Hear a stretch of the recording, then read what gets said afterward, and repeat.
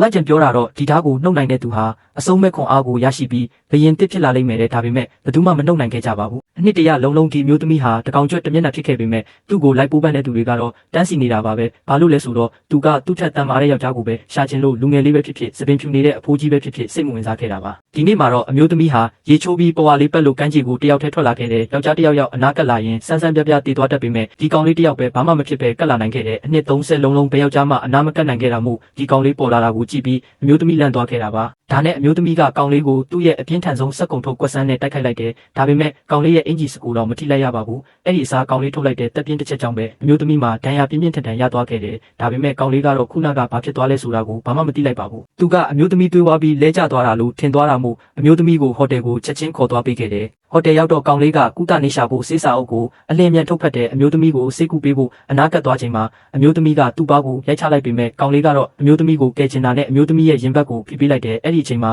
အမျိုးသမီးကသူ့တန်ရာတွေပျောက်ကင်းသွားတာကိုမယုံနိုင်စရာတွေ့လိုက်ရတာပါဒါကြောင့်နောက်တနေ့မှာတော့အမျိုးသမီးကကောင်လေးကိုခေါ်ပြီးဓာတ်သွားနှုတ်ခိုင်းမှုပြင်တော့တယ်ဒီမန်နီယာဓာတ်ကိုနှုတ်နိုင်တဲ့သူဘယ်သူမဆိုလက်ထပ်ပါမယ်ဆိုပြီးသတင်းလွှင့်လိုက်တာကြောင့်တစ်ကမ္ဘာလုံးကလူတွေရောက်ရှိလာကြတာပေါ့ပြန်ပွဲစားတာနဲ့တထေးကတုံးလေးတယောက်ကထွက်လာပြီးအရင်ဆုံးစင်ခေါ်လိုက်တယ်သူ့မိသားစုရဲ့ချမ်းသာမှုကိုအားကိုးပြီးဝင်းဝင်ကြွားကြွားပြောဆိုနေပေမဲ့ဓာတ်ကိုထိလိုက်တာနဲ့လျှက်စီးလက်ပြီးမြေကြီးပေါ်လဲကျသွားခဲ့ရတာပါပဲသူကတော့ပွဲစီစဉ်သူတွေကိုဓာတ်ထဲမှာလျှက်စစ်တအားတွေထည့်ထားတယ်ဆိုပြီးဆွဆွဲတော့တာပေါ့ဒါကိုမြင်တော့အမျိုးသမီးတယောက်ကသူ့ကိုအပြော့ဆွဲဆိုပြီးလှောင်ပြောင်ရင်းဓာတ်စီကိုရှောက်သွားခဲ့တယ်သူကခွန်အားတွေကိုလိုချင်လုံးလို့သူ့ရဲ့မော်ကျူးတွေကိုတုံပြီးဓာတ်ကိုဖြည်းဖြည်းချင်းနှုတ်ဖို့ကြိုးစားခဲ့ပေမဲ့မအောင်မြင်ခဲ့ပါဘူးဟိုတထေးကတုံးလေးလဲဓာတ်ကိုကြည့်ပြီးမယုံနိုင်အောင်ဖြစ်သွားခဲ့ရတယ်သူကနတ်ဖျားတွေတကယ်ပဲရှိနေသလားဆိုပြီးစတင်တန်တရားဝင်လာခဲ့တယ်။အဲ့ဒီနောက်မော်ကျူးဆွမ်းအားအလွန်ကြီးမားတဲ့တမသူတယောက်ထွက်လာပြီးစူးစမ်းကြည့်ပြန်တဲ့သူဟာဆွမ်းအားအကုန်ထုတ်သုံးလိုက်တာကြောင့်အခုချိန်ထိဓာတ်ကိုအများဆုံးလှုပ်သွားအောင်နှုတ်နိုင်ခဲ့တဲ့သူဖြစ်လာခဲ့တာပါ။ဒါကိုမြင်တော့တထေးကတုံးလေးကသူ့ကိုချက်ချင်းပဲဆရာတင်ကျင်သွားခဲ့တယ်။ဒါပေမဲ့အဲ့ဒီမော်ကျူးဆရာကအောင်ပွဲခံလို့မဝသေးခင်မှာပဲအသက်80အရွယ်အဖိုးကြီးတယောက်ကသူ့ကိုသူအတန်မဆုံးပါလို့ပြောပြီးထွက်လာခဲ့တယ်။တထေးကတုံးလေးကအဖိုးကြီးကိုပညာပြမလို့လှုပ်လိုက်ပေမဲ့အဖိုးကြီးကကိုတစ်ချက်လက်လိုက်ယုံနေတယ်သူ့ကိုလဲကျသွားအောင်လှုပ်လိုက်နိုင်ခဲ့တယ်။ဒီအဖိုးကြီးကလည်း